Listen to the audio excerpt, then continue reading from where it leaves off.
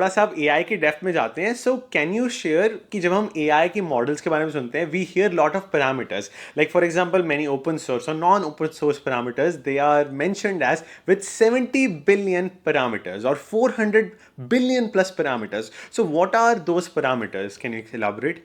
हाँ, सो उसको like let's take a step back कि मतलब मॉडल होती क्या चीज है.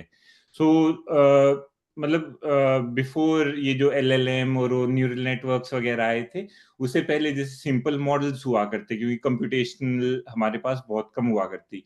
So things like logistic regression, support vector machines, या आपने सुना होगा डिसीजन ट्रीज, वो हुआ करते, वो काफी स्मॉल साइज के मॉडल्स हुआ करते.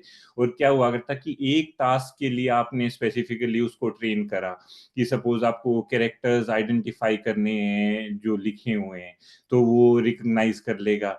या फिर आपको डिसाइड करना है कि मतलब कि प्राइस प्रिडिक्शन करनी है कि हाउसेस की क्या प्राइस होनी चाहिए, जो सिर्फ उस टास्क के लिए हुआ करते. तो अब क्या हुआ कि विद दीज न्यूरल नेटवर्क्स वो जेनरिक मॉडल बनाने लग गए, कि एक लार्ज मॉडल बनाओ. और you can think of it like a athlete, right, कि एक एथलीट है. उसको आप जैसे बोलो कि सपोज कोई ट्रैक एंड फील्ड का एथलीट है, उसको आप बोलो कि आपको 100 मीटर के लिए ट्रेन करना है और उसमें एक्सेप्ट पार्टिसिपेट करना है, वर्सेस किसी को कोई एथलेटिक बैकग्राउंड नहीं है और उसको बोलो कि 100 मीटर के लिए ट्रेन करो. तो कौन सा इजी होगा? ऑब्वियसली जिसका एथलेटिक बैकग्राउंड है उसके लिए इजी होगा ना. So what they do with these models is they train it on all large size data, and then you can fine tune it for some specific task that you want to fine tune it for. So and these models, they are nothing but neural networks. So neural networks, these are very you can think of ये जो parameters हैं, वो different उसकी weights होते हैं neural networks के. So that like when you are trying to train it for a particular use case, you basically do different sort of like k fold validation के कुछ डेटा पे train करो और दूसरे डेटा पे उसको वैलिडेट करो, और बार बार वो वाला model like when you keep repeating it, so that वो जो मॉडल की आउटपुट होगी that will be as close as कि जो आपने इनपुट दी हुई है. So essentially, like you train it on large size data sets, so like petabytes of data. Essentially, you take diverse things like health center articles, all the scraped websites, books, code repositories, and like all those different sort of things. And essentially, like ये जो LLMs होते हैं, they are nothing but they are like, you must have heard the name transformer model. So what they try to do is it's sort of a prediction of the next word वो जो आएगा, कि think of it like it is hot, so ये वाला sentence predict करना है. So it के बाद क्या, what will should be the next character based on वो सारी जो information इन्होंने learn की हुई है. So like that's how you basically build all of these models. And then like the next thing is like fine tuning of these models. So if let's say like you want to fine tune it for like specific tasks or like specific domains, then you can take this generic model and then you can fine tune it for like your specific task. So let's say आपने LLM कोई भी like open source LLM ले लो, या ये जो public ये किसी company का LLM ले लो. You want to fine tune it for let's say summarization purposes or like translation purposes or like code writing purposes.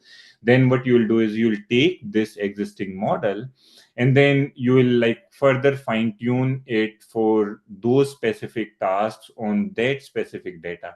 Now like we can also talk more about like what are the different fine tuning approaches which are there, and how does that benefit over like doing the entire model training and model tuning, whatever you'd like. So parameters are basically data variety, एक अलग तरह का data.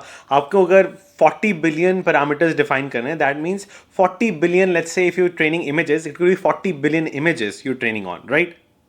So it's not like 40 billion images, but with neural networks, you can think of it like a matrix, right? Like आपने maths में पढ़ा होगा, like वो matrix होता है, like 2D matrix. So these are the different like ij, like rows and columns of that particular matrix. So these are the weights. So essentially like neural network में आपने input कुछ चीज दी, and like these are the different layers of neural network. ये क्या करते हैं कि उस इनपुट को आउटपुट में कैसे मैप करेंगे, क्या ट्रांसफॉर्म करेंगे. So that is what all of these parameters are. So this is not the input that you are giving, but this is more about the model that you are building. And उसके हर एक को जो parameter की value होगी वो matrix में, like if you think in terms of a matrix, कि हर एक में ij वैल्यू क्या होनी चाहिए उस मैट्रिक्स की. So that's like what this value is. So as an example अगर देखा जाए, लाइक आप एग्जाम्पल शेयर कर सकते हो, लाइक जैसे मुझे जितना लग रहा है कि आई जे के अगर आप ऐसा सोचा जाए तो एक इमेज है उसका, नोज हेड एक पैरामीटर समझ लिया, आई जे में हेड डाला एज आई, जे में आईज डाल दी, नोज में के डाल दिया, सो ये combine I J K and put a result. So these are like 5-6 parameters, right, basically.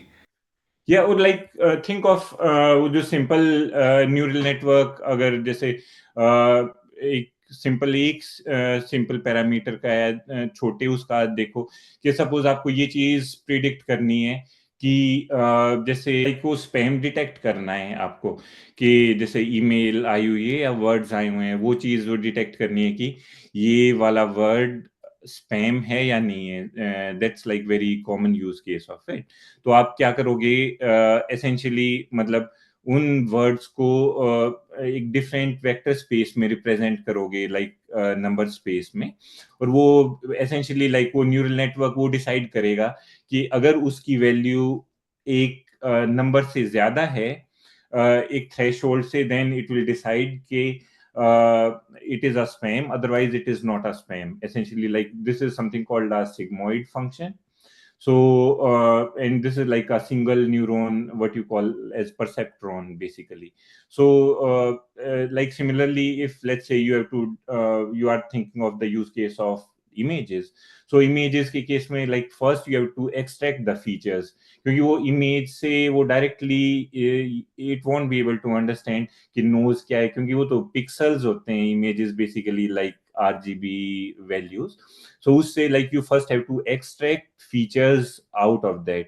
So like you can extract like different sort of features. That's something called feature engineering, and use those features to train the model. So essentially जैसे मैंने वो spam वाला example दिया था कि उसको आप higher dimensional space में represent करके, और वो जो मॉडल का वो डिसीजन फंक्शन होगा वो सिंपली ये होगा कि अगर उसकी थ्रेशोल्ड वैल्यू एक पॉइंट से ज्यादा है, देन वो डिसाइड करेगा कि ये स्पैम है, otherwise not spam. So similarly like अगर नोज आपको डिटेक्ट करना है इमेजेस में, तो नोज के अराउंड की जैसे फीचर्स आप वो एक्सट्रैक्ट करके उसको ट्रेन कर सकते हो मॉडल को. तो उसके लिए ऑब्वियसली एक सिंगल न्यूरॉन काफी नहीं होगा, आपको काफी सारी लेयर्स बनानी पड़ेंगी न्यूरल नेटवर्क की. तो पैरामीटर्स की रिलेशनशिप ऐसे कह सकते हैं, जितने ज्यादा डायमेंशंस उतने ज्यादा parameters in a model, right? Is that right? या सो हाँ, जितने ज्यादा डायमेंशंस और जितनी ज्यादा बेसिकली लेयर्स.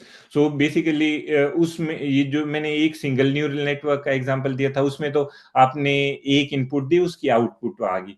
फिर वो क्या होती है कि बीच में अलग अलग लेयर्स होती हैं, कि मतलब एक लेयर की इनपुट दूसरी लेयर में जाएगी और दूसरी लेयर की थर्ड लेयर में. तो अलग अलग लेयर्स बेसिकली आप समझ सकते हो कि अलग अलग चीजें लर्न करने लग रही हैं उस पूरी इमेज के बारे में. सो हम basically overall high level describe कर सकते हैं पैरामीटर्स विच वी हियर कि बिलियंस ऑफ पैरामीटर्स हम यूज कर रहे हैं. बेसिकली हम डेटा को ब्रेक डाउन कर रहे हैं, many many neural networks, many many layers. जितने ज्यादा हम लेयर्स प्रोवाइड करेंगे, जितना ज्यादा डेटा प्रोवाइड करेंगे, much better that much better the model will be, right? Not necessarily. So generally मतलब आपका ज्यादा बड़ा मॉडल होगा तो most of the time it is always right कि आपका बड़ा मॉडल है तो उसकी क्वालिटी बेटर होगी. बट आप ये भी कर सकते हो कि स्पेसिफिकली अगर आपकी टास्क कोई बहुत स्पेसिफिक टास्क है, तो ये चीज जरूरी नहीं है कि आपका वो बड़ा मॉडल ही हमेशा उस पे काम करेगा। मे बी आपकी जैसे स्पेसिफिक ये है कि इमेज में से आपको नोज डिटेक्ट करना है, तो उसके लिए आप मे बी एक स्मॉल स्पेशल मॉडल उसके लिए ट्रेन करोगे, तो उसकी क्वालिटी बेटर होगी वो बड़े वाले मॉडल से। पर वो है, वो आपकी एक टास्क के लिए होगा, वर्सेस वो जो बड़ा मॉडल है वो सारी जेनरिक टास्क कर सकता है। वही आप वो सुनते हो एजीआई वाला, कि मतलब एक मॉडल वो आप ऐसा ट्रेन कर सकते हो कि नॉर्मल ह्यूमन की वो सारी कैपेबिलिटीज को कर सकता है। So that's the idea of a big model versus specially trained models. Got it. So AGI is a bigger model which जो humans के सारे फीचर्स को कंबाइन करके एक एक चीज कंबाइन की जा सकती है। तो मतलब AGI में छोटे पीसेस की मिस्टेक ज्यादा हो सकती है बट ओवरऑल एक्यूरेसी ज्यादा होगी। सो फॉर एग्जांपल AGI अगर सिर्फ नोज को इमिटेट करना चाह रहा है वो शायद इतना परफेक्टली ना हो but overall human body function की imitation can be better, right? Absolutely, yeah, that's the right Oh, understanding. that's wonderful explanation.